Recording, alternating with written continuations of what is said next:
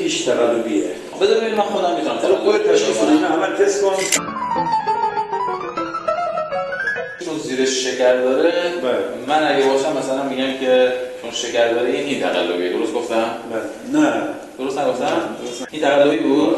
من تنها چیزی که شک نکردم همین بود. نه این اصل از این اصل. راه باشید تا با چشای خودتون ببینید چطور عسل تقلبی ساخته میشه. یه پارچابه، بعد شکر است و آب لیمو، چیز دیگه نداره. حتی موم هم به شکل تقلبی در بازار فروخته میشه. این موم و زنبور ساخته یا مصنوعیه؟ مصنوعیه. برای بو و طعم طبیعی عسل هم از انواع اسانس ها استفاده میشه. 10 دقیقه نگذشته، الان نگاه کن عسل مصنوعی ما آماده شد. و حالا خودتون ظاهرش رو با عسل طبیعی مقایسه کنید. این یکی طبیعیه، این یکی مصنوعیه.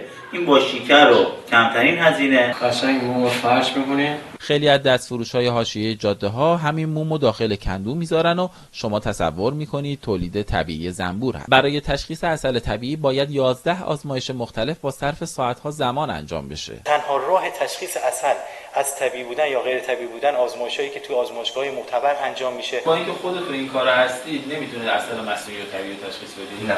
نمی‌تونم.